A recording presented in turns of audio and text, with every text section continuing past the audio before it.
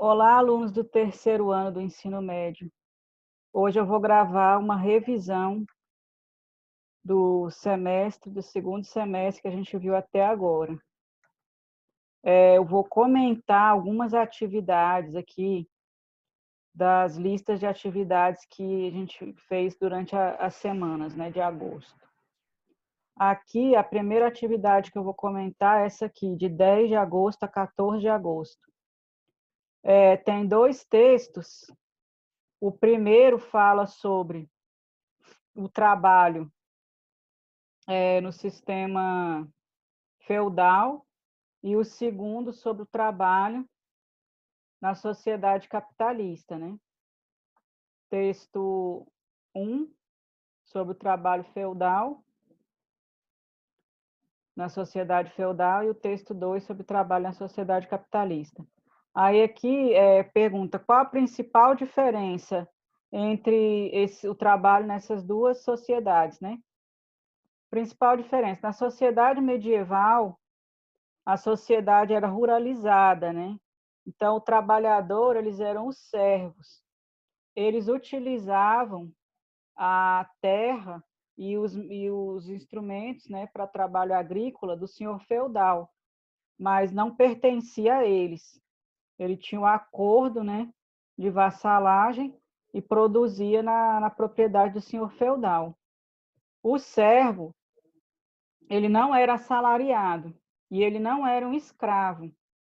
Então, na Idade Antiga era o trabalho escravo, na Idade Média o trabalho servil, e a partir da Idade Moderna o trabalho se tornou o trabalho assalariado, a partir da Revolução Industrial, que surgiu o modo de produção capitalista, o modo de produção industrial, e o trabalho assalariado, o trabalhador assalariado, que o Karl Marx chama de proletariado.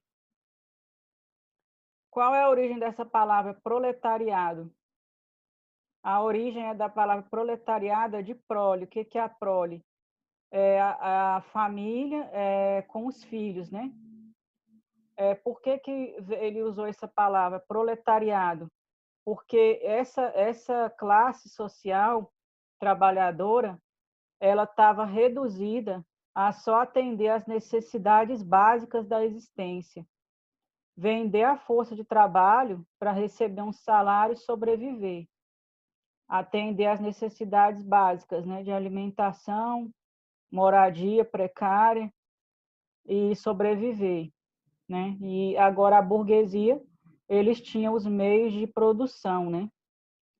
A classe burguesa, eles têm os meios de produção. O que são os meios de produção? A fábrica, né? As máquinas, tudo isso eram os meios de produção que tinha como eles fazerem o processo de acumulação de capital. Aqui vamos ver a número 2. Durante o século XVIII e XIX, várias instituições sociais colaboraram para mudar a concepção de trabalho. Aí o trabalho passou a ser visto como atividade que dignifica o homem. O que é isso aqui? O trabalho na sociedade antiga, Grécia, né, trabalho escravo, ele era visto como atividade inferior. Quem fazia ele eram o trabalho manual, o trabalho braçal, pessoas inferiores, escravos, né? Que nem eram cidadão. Então, a partir do século XVIII e XIX, com a Revolução Francesa, crescimento dos centros urbanos, êxodo rural, que a população saía do campo e ia viver nas cidades, grandes centros urbanos como Londres e Paris, né? Que foram os primeiros grandes centros urbanos. E o que eles iam fazer? Qual a opção que tinha de trabalho? Trabalho nas indústrias, ser um operário, trabalhar na fábrica, né? Então, o capitalismo, para se desenvolver, ele precisava da mão de obra, da força de trabalho dessa classe trabalhadora. Por isso, começou a se criar essa ideia de que o trabalho era uma atividade que dignificava o ser humano. A igreja, né, fazia a propagação dessa ideia, era uma das grandes propagadoras dessa ideia. E a escola também, que nesse momento começaram a surgir a escola assim, para a população em geral, né? Porque na sociedade estamental, só quem tinha acesso à educação era a nobreza e o clero. Então, a resposta que está aqui, possível resposta, né, no livro, está assim: o trabalhador foi convencido de que a situação presente era melhor do que a anterior. Diversos setores da sociedade colaboraram para essa mudança: igrejas, governantes, empresários e escolas.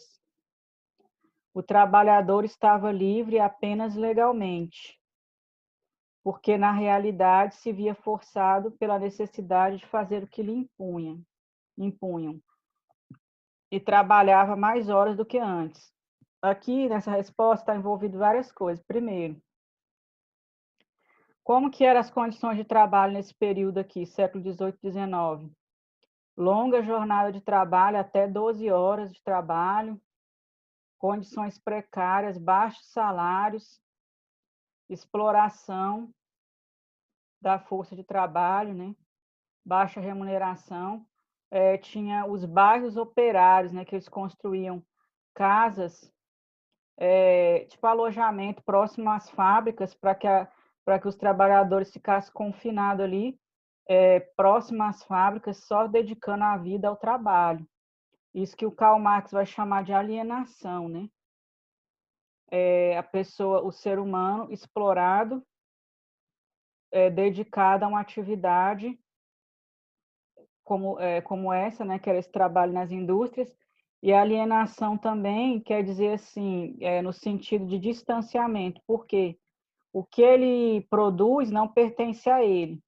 O que eles produziam na fábrica era propriedade do burguês dono da fábrica. E eles nem têm noção do quanto estão produzindo, nem do valor que estão produzindo, nem do lucro que a empresa está obtendo com o trabalho deles. Então, todo esse processo que é o chamado de alienação. E também o trabalhador não tem consciência da situação de exploração que ele está vivenciando, né? Que ele está dedicado a manter só a sua sobrevivência, atender suas necessidades básicas. Então, ele não tem consciência da situação de exploração que ele está exposto. Essa número 2 aqui, observe a charge de Laerte. A charge trata das diferenças entre os trabalhadores. Aí aqui a possível resposta é a seguinte: vimos neste capítulo 7 do livro Sociologia Hoje, que tem o título Mundo do Trabalho, que eu até coloquei o texto para vocês aqui dele. Segundo Marx, sobre o capitalismo, as diferenças entre as classes sociais são estruturais. O que significa isso? Elas são necessárias para que o sistema continue existindo. Ela é a própria estrutura do sistema, né? Para a própria base para o sistema existir, sistema capitalista. Essa divisão entre classes tem como decorrência a segmentação dos trabalhadores, que são divididos por faixas salariais. Aqui, ó, né, tá mostrando. Cada um está numa faixa salarial. A charge de Laerte representa uma das dimensões dessa segmentação. Quanto menos ganha o trabalhador, pior são suas condições de transporte na cidade. Poderíamos pensar que o mesmo ocorre com as condições de moradia, lazer e acesso a serviço. Porque quando a gente pensa assim, a classe trabalhadora, ela é mal remunerada, ela não tem acesso à saúde de qualidade, educação de qualidade, né? A desigualdade econômica envolve o acesso a esses direitos sociais, né? E aqui também ele fala da questão da segmentação dos trabalhadores. O que acontece? O Marx fala da divisão do trabalho, divisão social do trabalho, né? Onde o trabalho, divisão, por exemplo, trabalho manual, trabalho intelectual. Qual trabalho que é valorizado? Trabalho intelectual. o trabalho que é bem remunerado, o trabalho intelectual, e o trabalho manual não tem valor e é mal remunerado, né? Isso o Karl Marx fala, é a divisão social do trabalho, né? Agora, essa questão, essa atividade aqui, como os clássicos da sociologia entendem o trabalho? Os três, o Karl Marx tem a teoria dele do trabalho, o Durkheim tem a dele, o Weber também. Aí aqui, bem resumido, né? A gente pode falar assim, para Durkheim, o trabalho é um fato social, exterior, coercitivo e geral, né? As três características do fato social. E ele está presente em todas as sociedades, igual a gente viu aqui. Na sociedade primitiva, sociedade antiga, medieval, moderna, contemporânea, sempre existiu o trabalho. Só que da mesma forma? Não, né? De acordo com as condições lá históricas. O desenvolvimento da divisão do trabalho promoveria a coesão social. Porque o Émile Durkheim ele fala que na sociedade industrializada, o trabalho gera uma chamada solidariedade orgânica, que aí a sociedade se transforma num organismo. E os órgãos são interdependentes. Então, assim, cada pessoa tem uma função.